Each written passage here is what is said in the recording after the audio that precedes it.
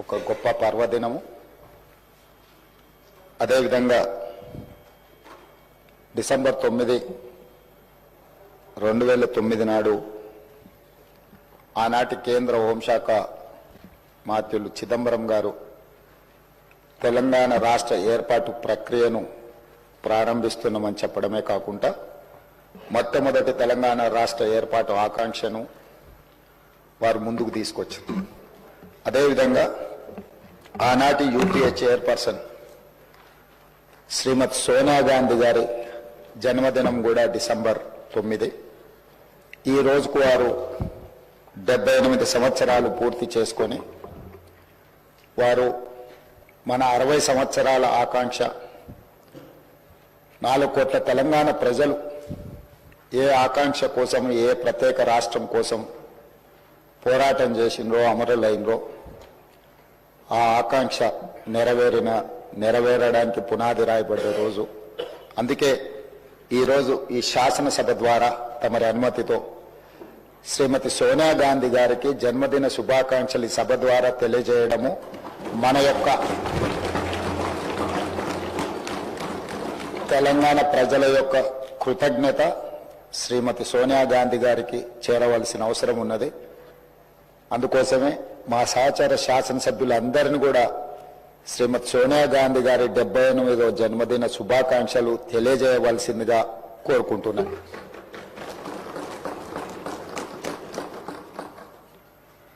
అదేవిధంగా అధ్యక్ష, ఈరోజు ప్రత్యేకమైన అంశం ప్రస్తావన మీకందరికీ మనకందరికీ తెలుసు. ఆనాడు తెలంగాణ ఉద్యమం జరుగుతున్నప్పుడు మీరు అన్ని అంశాలను ప్రత్యక్షంగా చూసిన వాళ్ళు. ఆ రోజు ప్రజల యొక్క భావోద్వేగము, ప్రజలు తెలంగాణ ఉద్యమంలో ఏ విధంగా ముందుకు వచ్చి ఈ ఉద్యమాన్ని ఉవ్వెత్తున ముందుకు నడిపించిండ్రో ఆ ప్రత్యేకమైన సందర్భము, తెలంగాణ తల్లి గురించి ఆ రోజు జరిగిన చర్చలు, మీరు మేము ఈ సభలో ఉన్న చాలా మంది సభ్యులు ప్రత్యక్ష భాగస్వాములు. అందుకే ఈరోజు ఈ తెలంగాణ శాసనసభ తెలంగాణ తల్లికి సంబంధించిన ఒక ప్రత్యేకమైన చర్చా ప్రకటన ద్వారా భవిష్యత్ కార్యాచరణ నిర్ధారించుకోవాలని ఈ రాష్ట్ర ప్రభుత్వము తమరి అనుమతితో ముందుకు సాగుతున్నది. అందులో భాగంగానే అధ్యక్ష, చరిత్ర ఉన్నంత వరకు తెలంగాణ ప్రజల గుండెల్లో మధుర జ్ఞాపకంగా నిలిచిపోయే అంశాన్ని ఈరోజు మీ అనుమతితో నేను పవిత్ర శాసన సభలో ప్రస్తావిస్తున్నాను. నా తెలంగాణ కోటి రతనాల వీణ, నా తెలంగాణ తల్లి కంజాత వల్లి అన్న మహాకవి దాశరథి మాటలు నిత్య సత్యాలు. తెలంగాణ జాతికి నిరంతర స్ఫూర్తి వాక్యాలు. ఈ భూ ప్రపంచంలోని ఏ జాతికైనా గుర్తింపు, గౌరవం ఆ జాతి అస్తిత్వమే. ఆ అస్తిత్వానికి మూలం సంస్కృతి. ఆ సంస్కృతికి ప్రతిరూపమే తల్లి. స్వరాష్ట్ర సుదీర్ఘ పోరాట ప్రస్థానంలో సకల జనులను, సబ్బండ వర్గాలను ఐక్యం చేసి నడిపించిన శక్తి స్వరూపిణి తెలంగాణ తల్లి.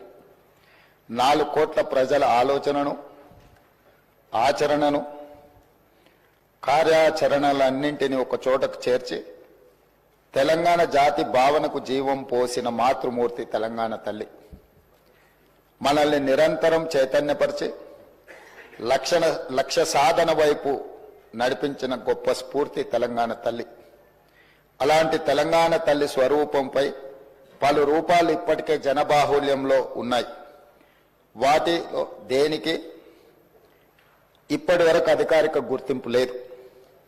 అధికారికంగా మనం గౌరవించుకోలేదు. తెలంగాణ నేల స్వేచ్ఛ కోసం పిడికిళ్ళు బిగించిన ఉత్తేజపు జ్వాల, సకల జనులు ఒక్కటై గర్జించిన ఉద్వేగపు మాల. అటువంటి అనేక ప్రజా పోరాటాలకు ఊపిరి పోసిన మాతృమూర్తిని గౌరవించుకునే లక్ష్యంతో నేడు ప్రజాప్రభుత్వం తెలంగాణ తల్లిని రూపకల్పన చేసిన రాష్ట్ర సచివాలయ ప్రాంగణంలో ఆవిష్కరణ చేసే ఉత్సవానికి శ్రీకారం చుట్టింది. తెలంగాణ తల్లి అంటే ఒక భావన మాత్రమే కాదు, 4 కోట్ల బిడ్డల భావోద్వేగం. ఆ భావోద్వేగానికి నిండైన రూపం మన తెలంగాణ తల్లి. ప్రజల మనోపలకాలపై నిలిచిన తెలంగాణ తల్లి రూపాన్ని నేడు సచివాలయం సాక్షిగా ఆవిష్కరించేందుకు ప్రజాప్రభుత్వం సిద్ధమైందని ఈ పవిత్ర సభ సాక్షిగా మీ అందరికీ తెలియజేయడానికి సంతోషిస్తున్నాను. తెలంగాణ తల్లి రూపకల్పనలో మన సాంప్రదాయాలు, సంస్కృతులు, చారిత్రక నేపథ్యాలను పరిగణలోకి తీసుకొని ఒక నిండైన రూపాన్ని తీర్చిదిద్దడం జరిగింది.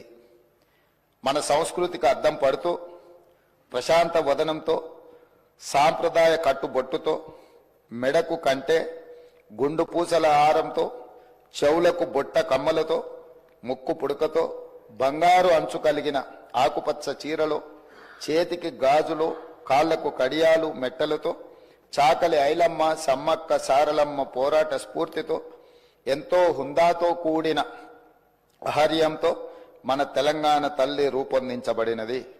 కుడి చేతితో జాతికి అభయాన్నిస్తూ, ఎడమ చేతిలో తెలంగాణ మాగాణంలో పండే సాంప్రదాయ పంటలైన వరి, జొన్నలు, సజ్జలు, మొక్కజొన్న పంటలతో మన సంస్కృతిని, సాంప్రదాయానికి నిలువెత్తు రూపంగా తీర్చిదిద్దడం జరిగింది. తెలంగాణ తల్లి నిలుచున్న పీఠం మన చరిత్రకు దర్పణంగా రూపొందించాం. తెలంగాణ చిరునామనే ఉద్యమాలు, పోరాటాలు, అమరుల ఆత్మ బలిదానాలు. దానికి సంకేతంగా పీఠంలో బిగించిన పిడికిళ్లను పొందుపరచడం జరిగింది. పోరాడి సాధించుకున్న తెలంగాణ రాష్ట్రాన్ని ప్రపంచంలోనే సమున్నతంగా నిలబెట్టాలన్న లక్ష్యాన్ని గుర్తు చేస్తూ చేతులన్నీ కలిపి పీఠాన్ని మోస్తున్న తీరు తెలంగాణ పునర్నిర్మాణ రీతిని తెలియజేస్తున్నాయి. అధ్యక్ష, తెలంగాణ తల్లి రూపకల్పనలో ఉపయోగించిన వర్ణాలకు కూడా ప్రత్యేకత ఉంది, గొప్ప తాత్వికత ఉంది. పీఠంలో నీలి వర్ణం గోదావరి కృష్ణమ్మలు తల్లి నిన్ను తడపంగా అన్న అందశ్రీ గీతంలోని తెలంగాణ జలదృశ్యానికి ప్రతీకగా నిలుస్తుంది. అలాగే ఆకుపచ్చ వర్ణం పచ్చని మా నేలల్లో పసిడి సిరులు పండంగా అన్న తెలంగాణ సస్యశ్యామల వ్యవసాయ కీర్తికి సంకేతంగా కనిపిస్తుంది. ఎరుపు వర్ణం మార్పుకు, ప్రగతికి, చైతన్యానికి ప్రతీక. బంగారు వర్ణం శుభానికి, ఐశ్వర్యానికి, సమృద్ధికి నిదర్శనంగా నిలబడుతుంది. పుట్టుక నీది, చావు నీది, బ్రతకంతా దేశానిదన్న కాళోజీ మాటల స్ఫూర్తితో స్వరాష్ట్ర ఉద్యమంలో లక్షలాది మంది యువత ఉద్యమ జ్వాలలై వెలిగారు. తమ బండిపైనే కాదు, గుండెపై కూడా తెలంగాణ సంక్షిప్త నామాన్ని టీజీగా పచ్చబొట్టు వేయించుకున్నారు. అగ్ని కీలల్లో తమ దేహాలు బగ్గున మండినా పర్వాలేదు, కానీ టీజీ అక్షరాలను మాత్రం ప్రాణప్రదంగా భావించారు.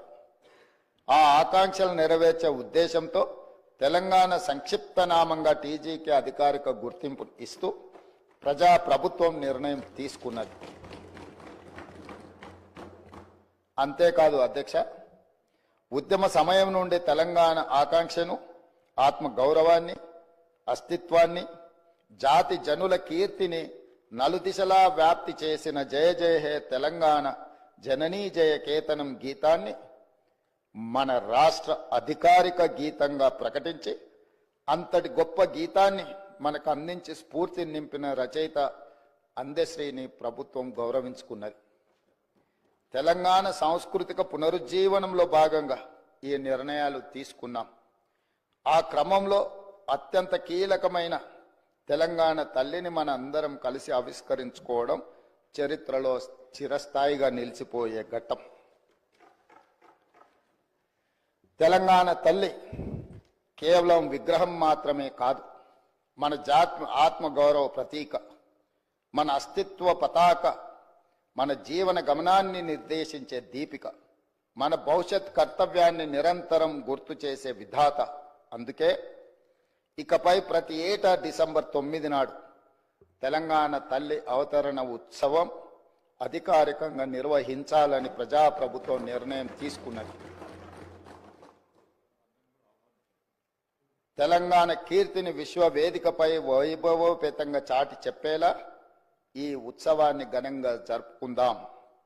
ఈ చారిత్రాత్మక నిర్ణయానికి మీరంతా గుండె లోతుల నుండి ఆమోదం తెలుపుతూ పెద్ద ఎత్తున కరతాళ ధ్వనులతో హర్షాన్ని ఆమోదాన్ని తెలపాలని కోరుతున్నాను సభ్యులందరినీ.